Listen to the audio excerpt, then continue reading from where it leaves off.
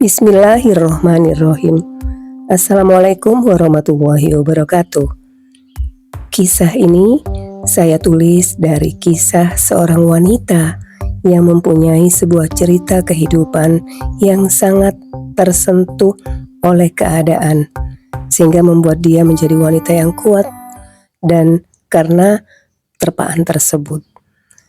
Inilah kisahnya.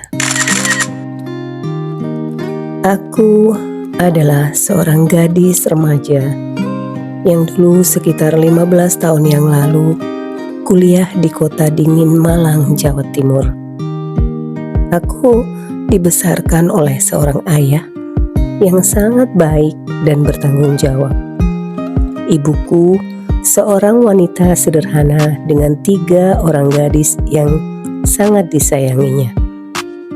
Aku adalah anak ketiga dari 3 orang bersaudara, dan aku adalah anak bungsu. Pada suatu ketika, aku pulang kuliah menuju tempat kos yang menjadi tempat tinggalku untuk sementara ketika aku kuliah. Tanpa sengaja, aku berkenalan dengan seorang pria yang usianya 2 tahun di atasku, dan kami berkenalan dan ngobrol, ngalor ngidul layaknya pasangan remaja yang lainnya. Sama-sama ingin berbagi cerita dalam suka dan dalam canda. Memang aku akui saat itu dia adalah pria pertama yang menggugah rasa hatiku untuk menjatuhkan pilihan hatiku kepadanya. Dia tampan, manis, dan sangat perhatian kepadaku. Singkat cerita, kami melangsungkan pernikahan tidak berapa lama sejak kami berkenalan. Ayah kami sangat menyayangi semua anak-anak gadisnya. Kakak tertuaku sudah menikah terlebih dahulu, kira-kira 3 tahun yang lalu sebelum aku berkenalan dengan Arul. Sedangkan kakak perempuan yang nomor 2 juga sudah menikah dengan seorang pengusaha kecil-kecilan dan bisa terbilang sukses. Dan pernikahan kami ini merupakan pernikahan yang dilandasi rasa cinta.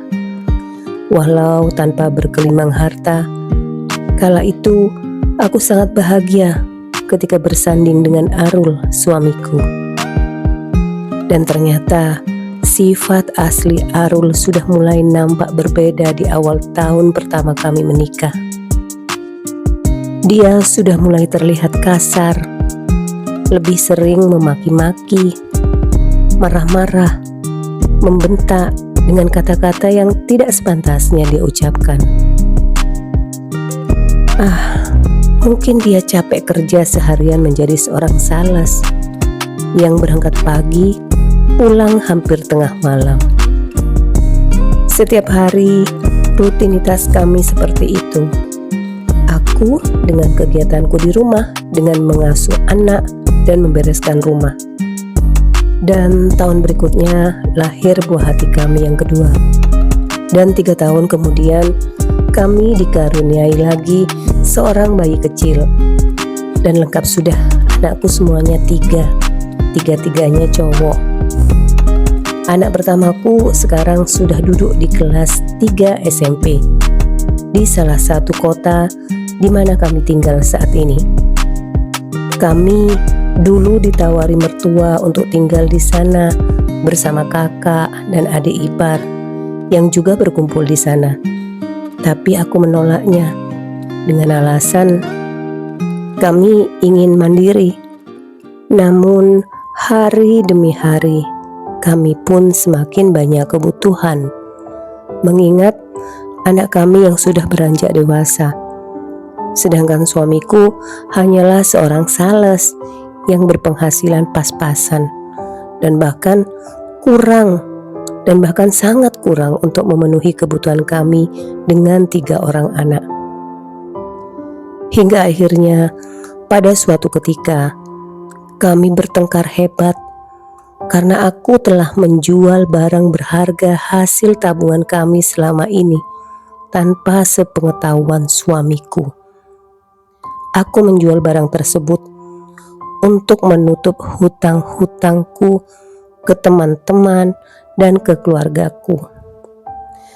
Sakit rasanya ketika aku harus pergi ke pegadaian untuk menggadaikan emas hasil tabungan suamiku selama dia bekerja. Aku ketahuan juga kalau emas tersebut telah kugadaikan tanpa sepengetahuan suamiku. Aku memang salah. Aku memang tidak berkata jujur kepada suamiku. Namun itu semata-mata karena himpitan ekonomi dan kekurangan kami dalam memenuhi kebutuhan sehari-hari. Sehingga aku harus berhutang sana-sini untuk bisa bertahan hidup. Sejak itulah, aku benar-benar menyadari watak asli suamiku yang sebenarnya. Dia marah, memaki-maki diriku dengan ucapan kasar tanpa makna. Dan bahkan tak segan-segan mengusir aku dan ketiga anakku untuk keluar dari tempat kontrakan kami. Dan di tengah kekalutan tersebut, aku tak tahu lagi harus pergi kemana. Satu-satunya tempat yang memungkinkan untuk singgah adalah ke rumah orang tuaku. Tapi apa aku pantas pulang ke rumah orang tua dengan segudang penyesalan, dengan membawa 3 anak-anakku yang sudah mulai mengenal dunia luar yang begitu pahit?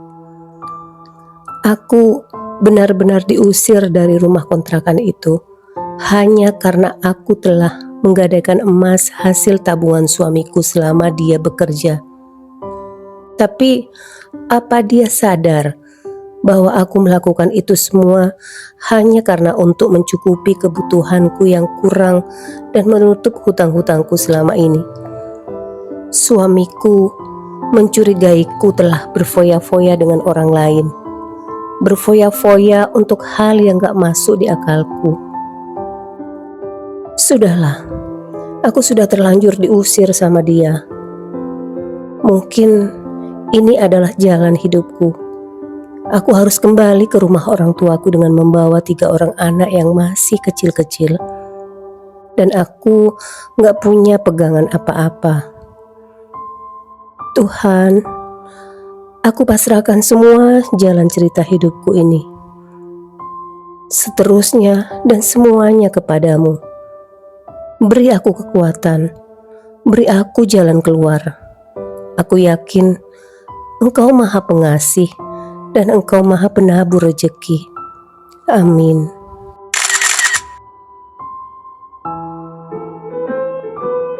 Terima kasih teman-teman sudah mengikuti video saya ini dengan sebuah cerita kehidupan yang sangat tersentuh yang dikirim oleh seorang wanita di Vero Mekasen kali ini.